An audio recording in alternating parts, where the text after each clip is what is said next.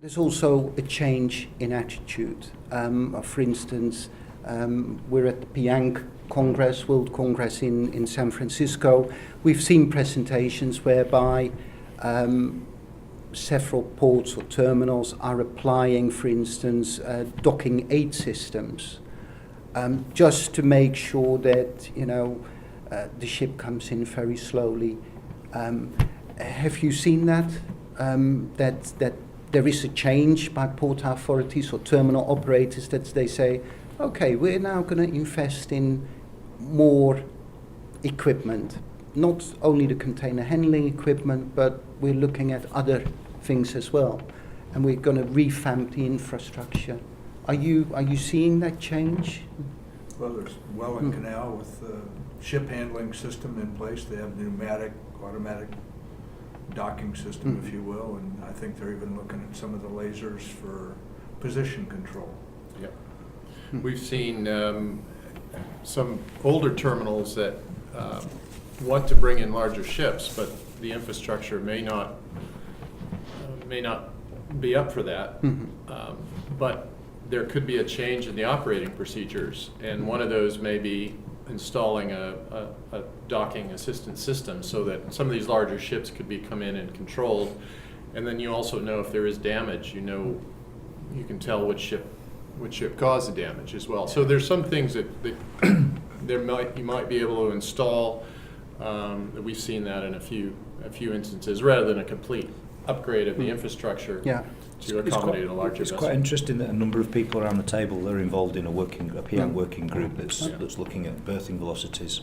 And for me, we've got somebody involved in the working group, of course, but for me, listening in on the results for the first time, really, it's quite interesting that in terms of berthing velocity, the biggest factor to me seems to be not technology necessarily, but the human factor in berthing. And then there are technological things that we can do to make it easier for the human factor to control the berthing velocity, for example.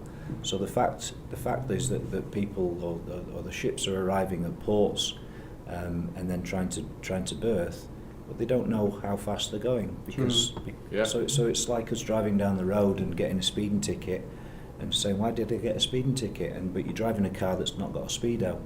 So that the ships, but the technology exists for not very much cost, for example, to allow that to happen. So you correlate the amount of downtime that from the report that we've done.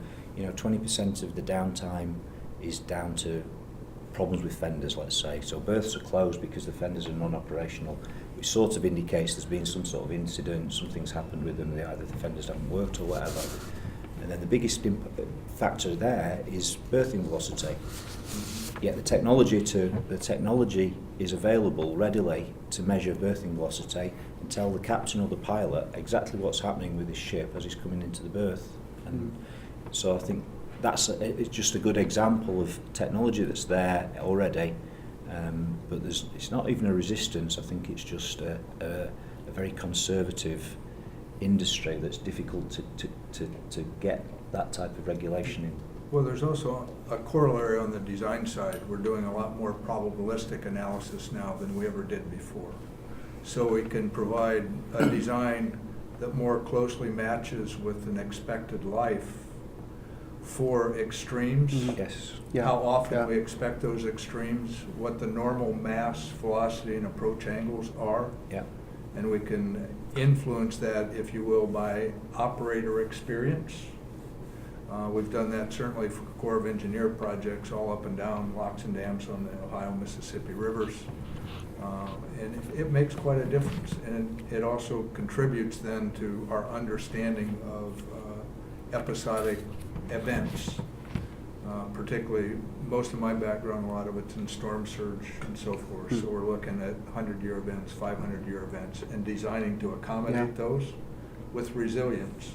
So instead of potentially getting a failure from an overload condition that completely obliterates the dock, you try and absorb and disperse that energy in a different way, so maybe you can be back in service a lot quicker. I think a good example is what happened with the LNG terminals in Spain. we have lots of LNG terminals, and about six years ago, they decided to review all the design in order to know if the QMAX vessels could operate. And at this moment, it is the same process with the rest of the new vessels. And it was, first of all, I have enough water to navigate. Yeah. Let's go to a real-time simulator. Yeah. After that, I have enough fenders. Let's check and review the fenders and also the quick release hooks. And after that, with just a few modifications in the berthing dolphins and in the mooring dolphins, they started to operate, but we spent less than six months in the whole project. Yeah. So, at least in Spain, the infrastructure are quite fine. We build the most of our ports with concrete. We love concrete. And, Yes. and really to adapt our port to bigger vessels, we just need to verify the depth, the layout, and the equipment, because the LNG terminals and the cruise terminals is another world. They are very, very worried about the safety. Yeah. They have been used dockage systems for years, Yeah. and when you go to another kind of terminal, they see a lot of fenders, and they say, okay, there is no problem. And for several years, they haven't had problems.